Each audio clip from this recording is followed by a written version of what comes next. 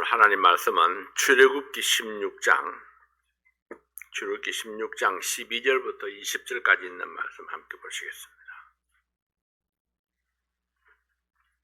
출애굽기 16장 12절부터 20절까지 있는 말씀 한 절씩 교독하겠습니다.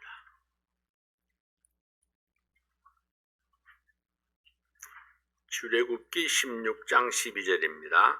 내가 이스라엘 자손의 원망함을 들었노라. 그들에게 고하여 이르기를 너희가 해질 때에는 고기를 먹고 아침에는 떡으로 배부르리니 나는 여호와 너희의 하나님인 줄 알리라 하라 하시니라. 저녁엔 와서 진에 덮이고 아침에는 이슬이 진 사면에 있더니 그 이슬이 마른 후에 광야 지면에 작고 둥글며 서리같이 세미한 것이 있는지라. 이스라엘 자손이 보고 그것이 무엇인지 알지 못하여 서로 이르되 이것이 무엇이냐 하니 모세가 그들에게 이르되 이는 여호와께서 너희에게 주어 먹게 하신 양식이라. 여호와께서 이같이 명하시기를 너희 각 사람의 식량대로 이것을 거둘지니 곧 너희 인수대로 매 명에 한 오멜씩 취하되 각 사람이 그 장막에 있는 자들을 위하여 취할지니라 하셨느니라. 이스라엘 자손이 그같이 하였더니 그 거둔 것이 많기도 하고 적기도 하나 오멜로 되어 본즉 많이 거둔 자도 남음이 없고 적게 거둔 자도 부족함이 없이 각기 식량대로 거두었더라. 모세가 그들에게 이르기를 아무든지 아침까지 그것을 남겨두지 말라 하였으나 그들이 모세의 말을 청종치 아니하고 더러는 아침까지 두었더니 벌레가 생기고 냄새가 난지라 모세가 그들에게 노하니라. 아멘. 오늘 만나의 교훈이라는 제목으로 말씀을 나누겠습니다. 아버지 하나님 감사합니다. 오늘 이 만나를 주신 우리 하나님의 마음을 생각하고 우리가 만나의 그 교훈을 마음에 새겨서 우리 하나님께는 영광이요 또 저희들에게는 믿음을 계속해서 정진시키고 발전되어가는 그런 저희들 될 수 있도록 도와주시옵소서.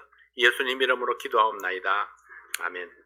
지난 수요일 설교에 연결해서 만나를 통한 하나님의 교훈에 대해서 말씀을 이어가겠습니다. 이스라엘 백성들이 애굽에서 탈출한 후에 모세의 인도함을 따라서 걷고 또 걸었습니다. 어디로 가는지 얼마나 가야 하는지 방향도 모르고 거리도 몰랐습니다. 다만 모세가 인도하는 대로 그 뒤를 따라갈 뿐입니다. 홍해를 건너고 광활한 광야에 나왔을 때 이 백성들은 무엇을 보고 무슨 생각을 했을까요? 광야를 여행하면서 경작할 땅도 없었고 저장한 양식도 없었습니다. 무엇을 먹을까 무엇을 마실까 암담했습니다. 믿음이 없었던 이 백성들이 할 수 있는 것은 늘 그랬듯이 원망의 대상을 찾았습니다.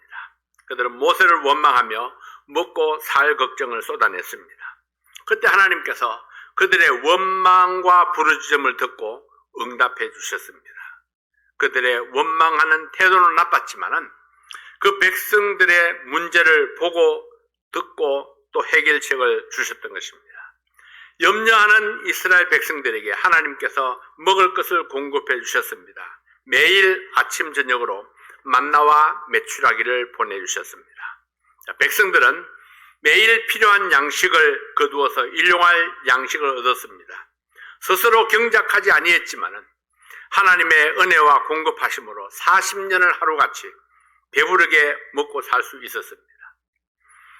매일 하루분만 거두게 하신 만나, 욕심을 내서 더 많이 거두면 썩어서 냄새가 나게 하신 하나님, 또 그들의 광야 여행이 끝날 때까지 일용할 양식을 공급해 주신 하나님의 의도는 무엇일까요? 오늘은 그 교훈적인 측면에서 함께 나누도록 하겠습니다. 첫 번째로 매일 하나님을 의지하는 것을 가르치기 위함입니다.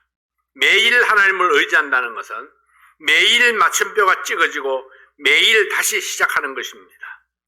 어제는 어제로 끝이 나고 오늘은 다시 오늘분이 주어지는 것입니다. 그래서 우리는 오늘을 위해서 오늘 기도해야 하고 오늘을 위해서 오늘 공급을 받아야 합니다. 물론 내일을 위해서 저축도 해야 하지만은 내일의 부족함을 예상하고 오늘을 굶고 지내는 것은 믿음의 행위가 아닙니다. 왜냐하면은 내일은 또 내일 공급이 있을 것이기 때문입니다. 마태복음 6장 34절 말씀에 그러므로 내일 일을 위하여 염려하지 말라. 내일 일은 내일 염려할 것이요 한 날 괴로움은 그날에 족하니라 했습니다. 이것은 하나님의 약속입니다. 하나님의 약속을 믿는 것이 바로 우리의 믿음입니다. 이것이 또한 하나님께서 우리에게 원하시는 믿음입니다. 하나님께서 이스라엘 백성들을 애굽에서 이끌고 나온 것은 단지 삶의 장소를 바꾸기 위한 것이 아닙니다. 하나님께서는 그들이 잃고 있었던 것을 찾아주기를 원하셨습니다. 그들이 잃어버렸던 것이 무엇일까요? 하나님의 자녀로서의 자존감, 당당함, 미래를 바라보는 소망, 하나님의 백성으로서 그 삶을 찾아주고 싶었습니다. 그래서 이 백성들을 애굽에서 이끌어낸 것입니다. 하나님께서 이 백성들에게 원했던 것은 이것입니다. 그것은 곧 그들의 삶 자체가 바뀌는 것입니다. 생활 양식이 바뀌고 삶의 가치관이 바뀌고 삶의 목표가 바뀌고 삶의 습관도 바뀌고 삶의 목표도 바뀌어야 하는 것입니다. 이 모든 것이 새롭게 되어지기를 원했습니다.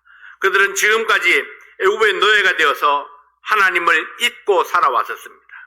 하루하루가 절망이고 내일의 소망이 없었습니다. 날마다 내일을 걱정해야 했고 미래가 없었습니다. 하루살이 인생이었죠. 그들은 옛사람의 습성을 따라 살아왔습니다.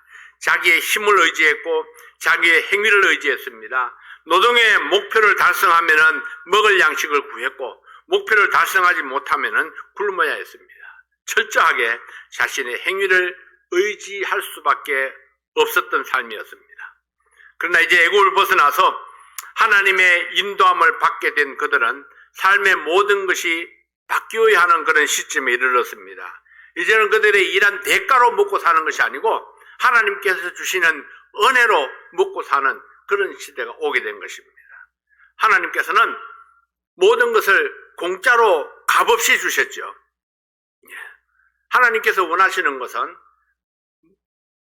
그 만나의 대가를 지불하는 것이 아니었습니다. 만나를 주신 하나님을 경외하고 그 하나님을 믿고 섬기는 것이었습니다.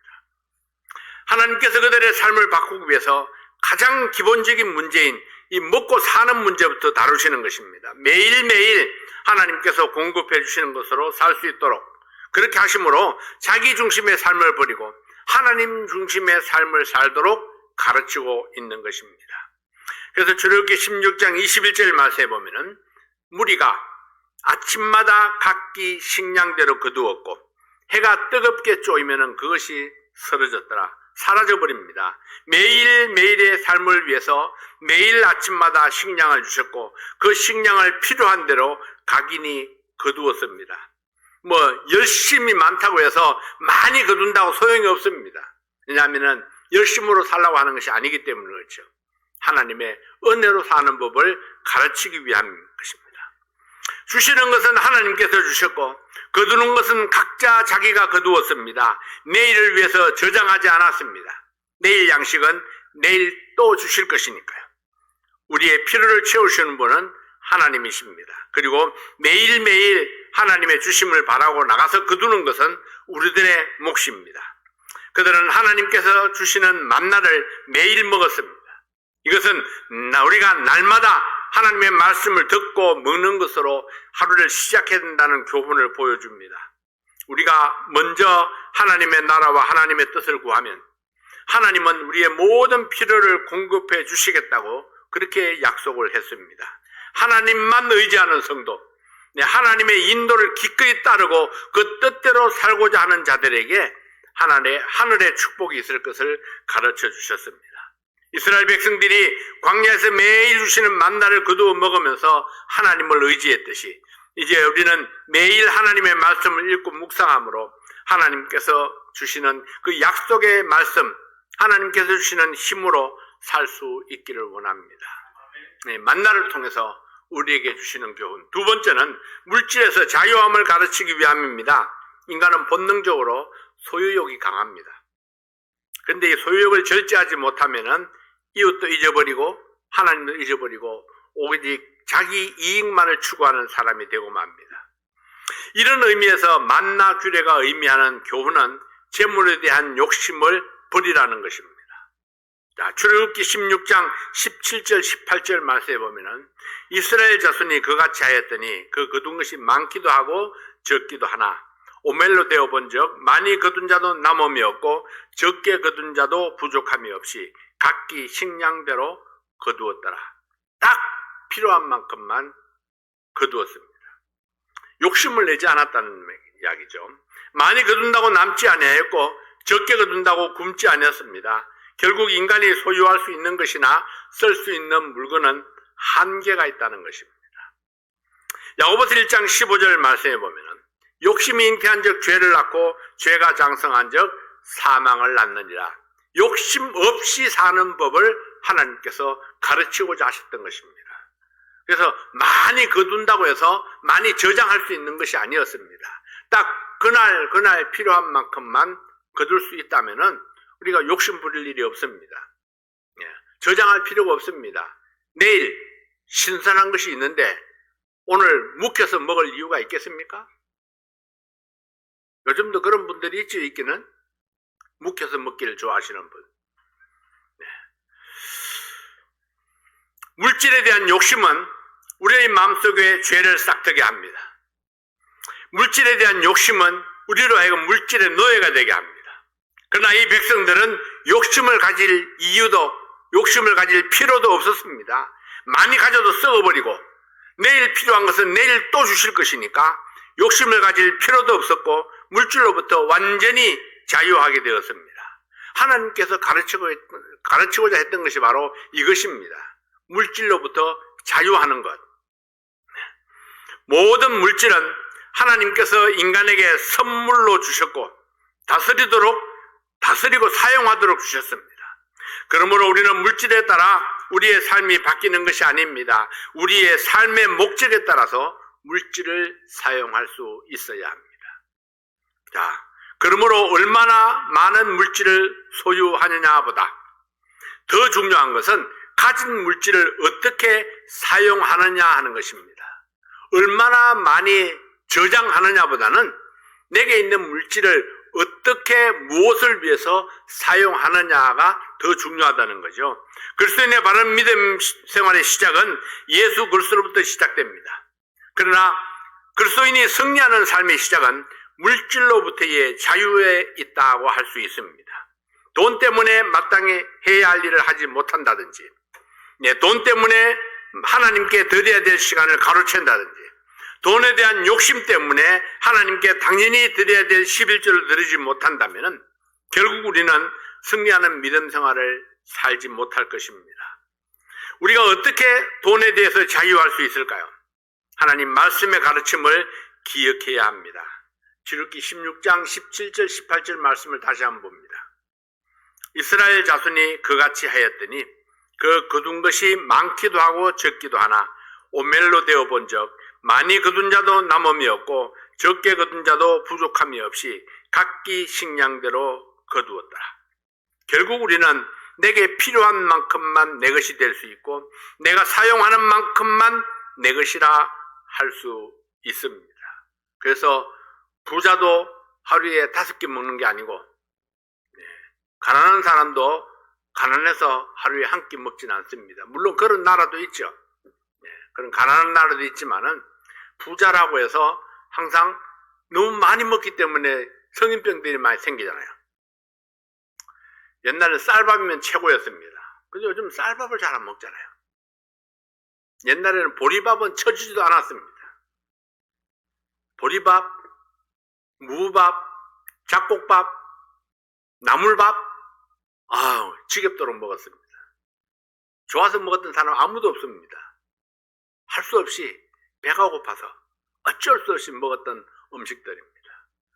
근데 요즘에는 이제 영양 과잉이 되어가지고 되도록이면은 칼로리가 적은 것들을 먹으려고 애를 쓰죠. 옛날에는 칼로리가 많은 것들을 먹으려고 애를 썼는데 거꾸로 된 겁니다. 자, 과욕을 부려서 많이 먹는다고 해서 그것이 내게 덕이 되는 것이 아니라는 것입니다. 즉 모든 것을 적당하게.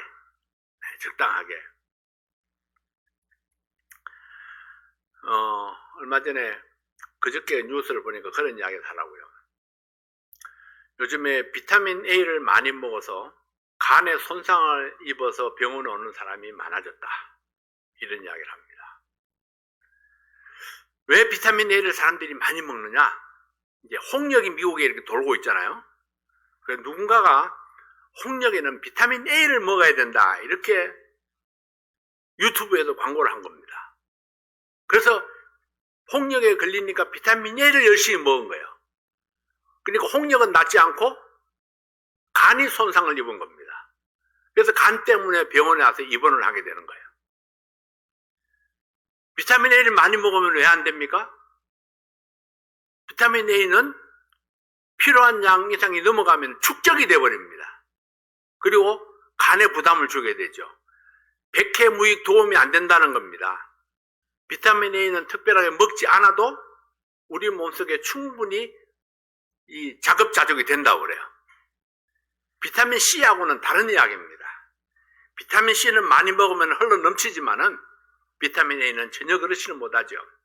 근데 이 잘못된 광고에 마음을 빼앗겨버리면은 엉뚱한 피해가 나타나지게 된다는 것입니다.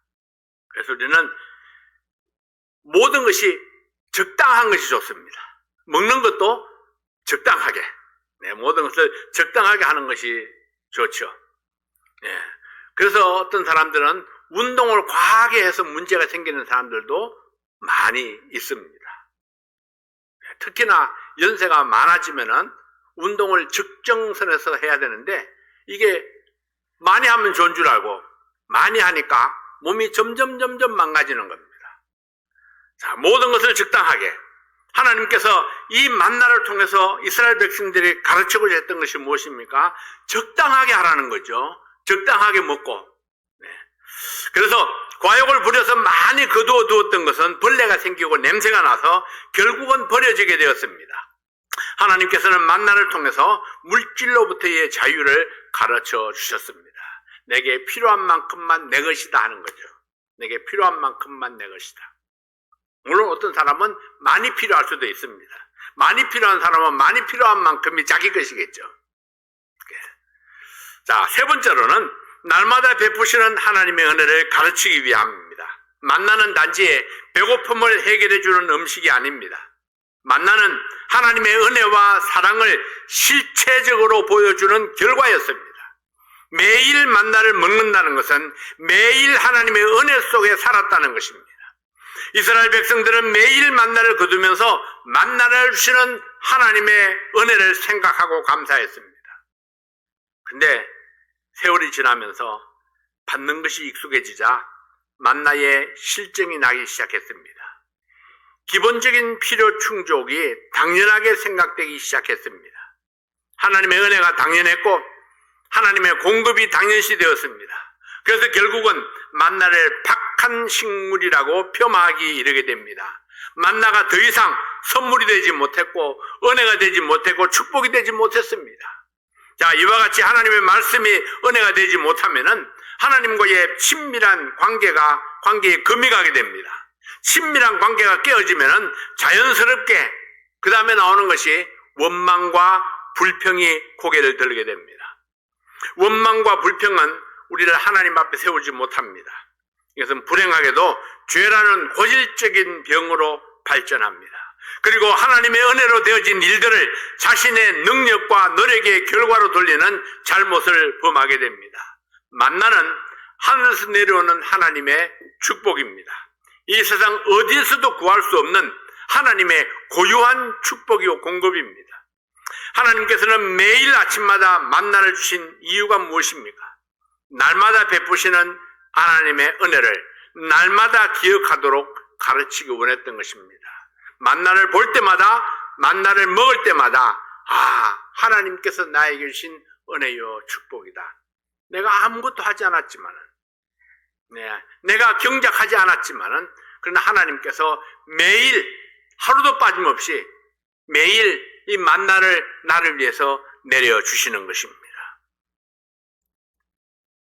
우리는 하나님의 은혜로 하나님의 사랑을 먹고 사는 존재들입니다.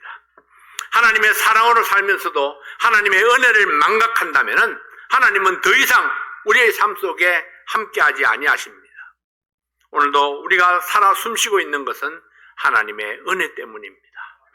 2025년 한 해도 여러분의 가정과 사업체 위에 이런 하나님의 은혜가 넘치고 그것을 기억하며 살아가시는 여러분들이 되시기를 바랍니다. 하나님의 은혜는 감사할수록 넘친다는 것, 하나의 법칙입니다. 감사할수록 감사가 넘치고, 인정할수록 하나님의 축복이 넘치게 되는 것입니다. 마지막 네 번째로 후대에 하나님의 뜻을 전하기 위함입니다.